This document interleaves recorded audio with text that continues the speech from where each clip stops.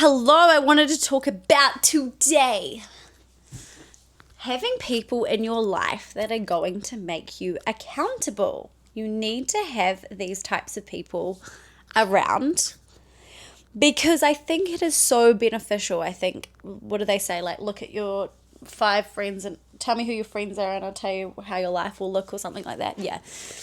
I know this for facts because when I was hanging out with absolute freaking losers, I would be a loser. When I would hang out with people who drank all the time, I would drink all the time.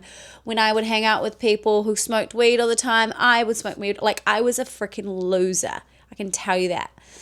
And now, am I a loser? I wouldn't say I'm a loser anymore. I hope I'm not.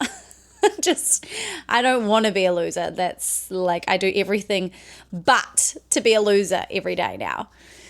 So what I'm talking about is having people accountable. So right now I've signed up to a triathlon. So the one person that kind of made me sign up for a triathlon is like a friend of mine called Zach. And he started this group where he was like, I'm going to sign up for it. And then he put us all in this group. It was like 5 or 6 of us. And then about 4 of us signed up and we're like, all right, let's do this. There's other people in the group. They still, actually no, now it's gone to like 10 people in the group. And now there's way more people who have signed up. Some people are doing teams. Some people are actually, doing it solo. But that was just like one person leading a whole lot of people. I also put in the group as well, the reason that I'm doing this YouTube video is because I've been listening to the book Atomic Habits, and in chapter 17 of Atomic Habits, there is a chapter in there that says, I put this in the group. I said, currently reading Atomic Habits. So from now on, every Sunday night, we post every workout we did that week. This isn't to show off, it's to show up. And naturally, we want to do better than the last, especially if we see people who are showing up to chapter 17, how having an accountability partner can change everything. And then, everybody was like, yeah, happy to do this. This will definitely inspire me. Love this idea, which is great. And then one of my friends already put in that she's like, did 11 Ks today. And then we're also doing like a 5K run tomorrow together. So it's just, and I also wouldn't have done that 5K run. It's like a foam run, mud thing, without these guys. I probably wouldn't, I wouldn't be just spending my Saturday morning doing that usually. Also, I spent my morning this morning, like I bought a bike and I went for a massive bike ride. I went for an hour and a half. Like, I wouldn't have been doing that if I didn't sign up to this triathlon. So it made me a million times better. I probably would have been going to the gym, if anything. I still would have gone to the gym. I still would have worked out. But to go for that bike ride just by myself, it was so beautiful. And Perth has these amazing, just like bike riding tracks everywhere throughout the whole of Perth. It's made for cyclists. So it was so much fun just to go out. And then when I was out, the cyclists were like giving me a nod. I was like, oh my God, I'm one of you guys. I had the full kit though. I was looking really good today. It was really fun. So just having an accountability partner is so fantastic. One of my friends who's in the group, she's now doing one of the runs. I don't think I've seen her do the gym in forever. She's fit, don't get me wrong, but it's so nice because she's actually showing up and she's like, oh, I was going to do the 8K. Nah, I'm going to do the 18K. Like, I would rather push myself and try to get 18 out of the way. And I was like, hell yeah, queen. That's how contagious it is. That's if it's really who you surround yourself with. Also, the person that I'm currently seeing or dating, he's a personal trainer. I wouldn't even want to be with somebody who wasn't looking after their body, looking after their mind, their soul, and working out. I wouldn't want to be with somebody. I think actually my ex-boyfriend actually, speaking of him, and he, the one thing that I really wanted to do is I wanted to start running, which was not last year, the year before. And I said to him, I was like, well, let's start running so we can join run clubs in Bali, because we were traveling, and he was like, oh, I don't want to do running. Running sucks.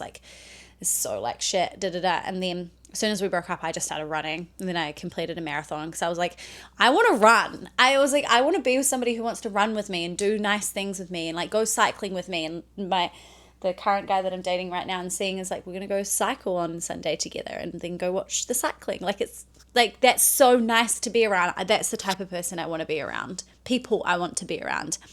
So yeah, I'm really loving the accountability that is involved when you have these types of people in your life. And it's not just the exercise thing as well.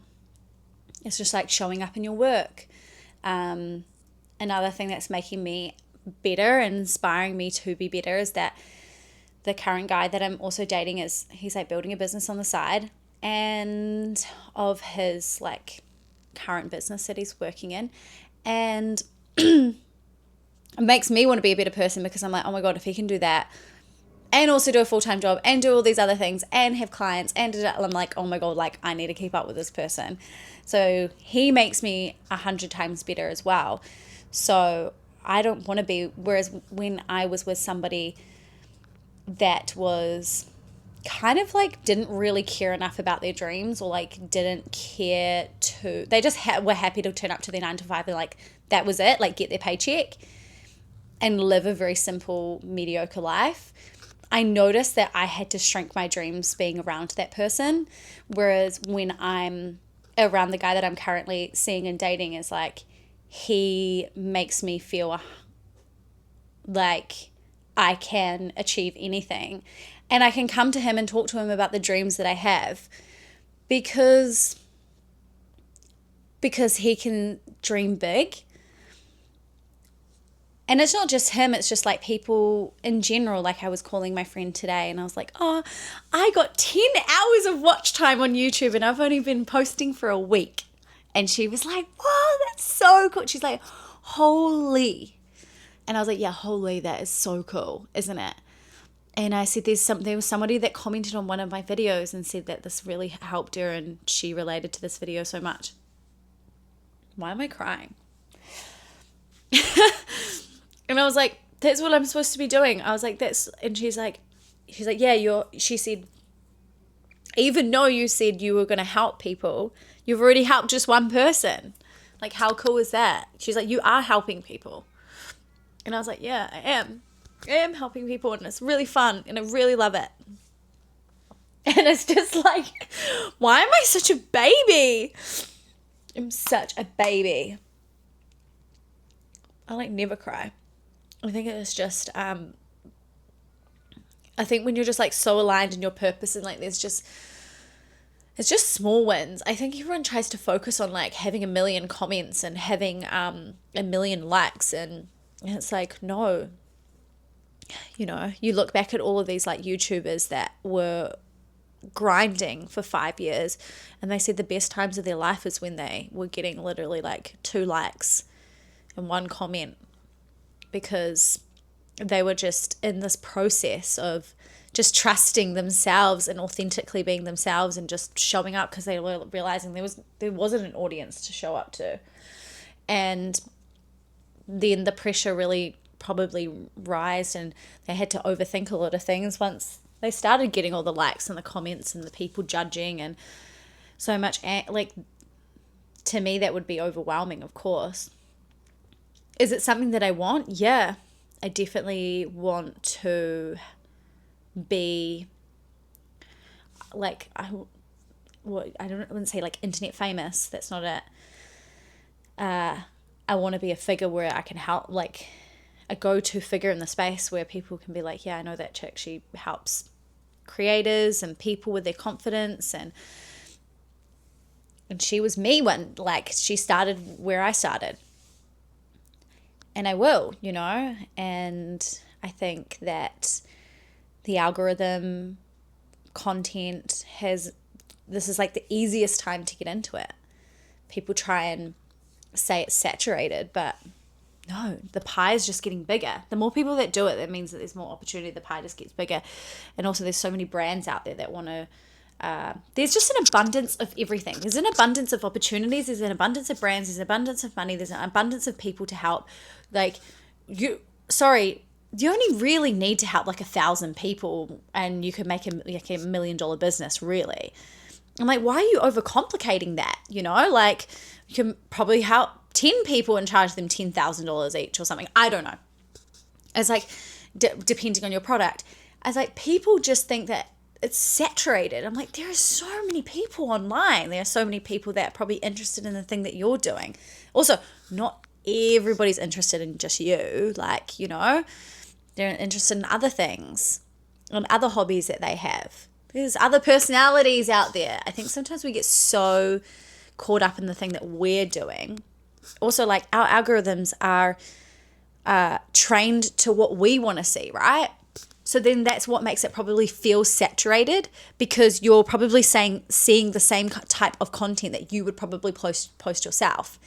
And sometimes I think that because I'm like, oh my God, I'm literally seeing the exact same content that I kind of want to talk about, maybe have my opinion on. And I'm like, oh my God, like this is so saturated. It's like, no, I just keep watching that type of content. So of course the algorithm is going to feed me that content. Are you so fucking dumb?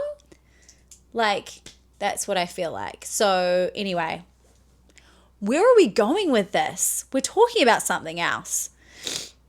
I'm just like on one today, aren't I? Yeah, we're talking about accountability partners. So if I could tell you to do one thing, find one person in your life that does something similar to the thing that you're doing, and it needs to be net positive, not gaming, not lounging around, not scrolling.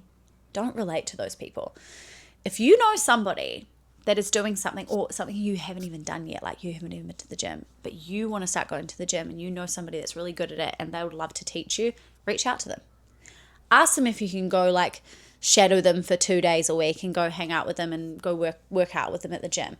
I think it's so important to have somebody that's going to push you. And also, like, when I have somebody to push me, I'm like, oh, I want to do better than them. It's like always a secret competition, isn't it? Low key. You want to be better. So like, go and do that. But having an accountability partner will make your life easier, because you will need to show up. So have somebody that you can create content with, that you can build the business with, you can talk about ideas with, that you can go to the gym with, that you can eat healthy with. And I also think this also goes into like choosing your partner, the person that you want to date, the person that you want to be with forever. If that person does not align with the way that you wish to live your life, I'm like, you are so doomed. Because you are going to spend so much time with this person and you're going to absorb every part of them.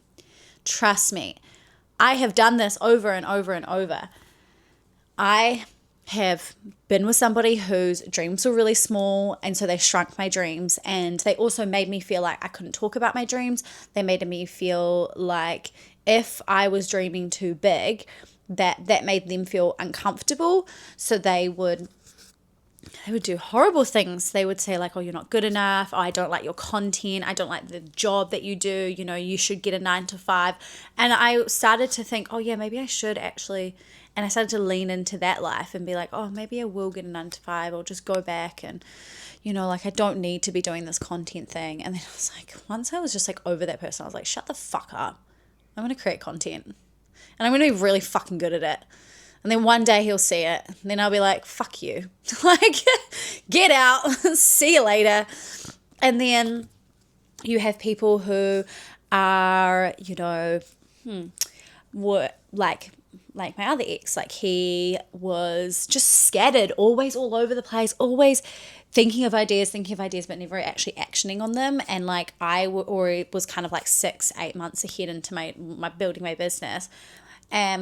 It made me get depressed and not action a lot of my dreams. And then, you know, he had the audacity to turn around and be like, oh, you've built a course and it flopped and it didn't even work, and you tried this and like it hasn't worked. And it's like, oh my God, like I tried. Like I actually tried. And yeah, those people will also bring you down, because they're like, you're reflecting a mirror to them that they're not good enough and they're not doing the thing that they should be doing.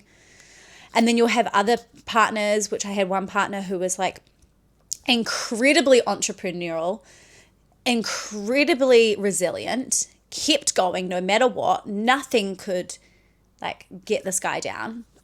Had no fear, and was the reason I actually ever wanted to start like doing business and being an entrepreneur and becoming a boss babe. I got so inspired by him. I would have never even saw that world without him. And I thank him for that relationship and just being so resilient and having, and I'm sure this guy's going to be a millionaire. I'm sure he's going to be super successful. I could only imagine it. I'm sure he's only like a couple years off it. But narcissistic as hell. So I think you have to be somewhat of a narcissist to want to do that. No, I'm only kidding. You don't have to be. You can be a very good person and make a lot of money, of course. But he was part of the reason that I had ever, saw that world. So you have to be very, very mindful of who you bring into your life. I've had girlfriends that have made me shrink my dreams or have, thought small or just were kind of a bit boring. And I just started to become like them because I thought, I wanted to fit into the crowd. And now I've gotten older, figured out myself, and literally if nobody aligns with the thing that I want, and I'm not saying, you have to do content and you have to be an entrepreneur and you have to have a business. No, if you are not at least like trying to trace a dream or do something right, or you keep consistently moaning about something, I'm like, I actually just don't have time for it. I will slowly push them to arm's length because to me it feels suffocating when I am doing something that I love. I don't want to necessarily be around that energy, so I won't be around that energy. But having an accountability partner is so crucial, is the thing that you need. I promise you this. So find your accountability partner and build something with them. Is it going to be your health? Is it going to be your business? Is it going to be your mindset? Whatever. It could be small. You want to start surfing. I don't know. Is that small? Find that accountability partner. Find that person you can show up with every day. And also think about your current partner or partners that you hope to partner you will have in the future. Make sure that they are going to fulfill the thing that you want to do as well. Because you do become like them. We don't want any neggy bread. No negative people. Nothing negative. Ever. Anyway, thank you for your time. I love you so much. Have a great day. We'll speak soon.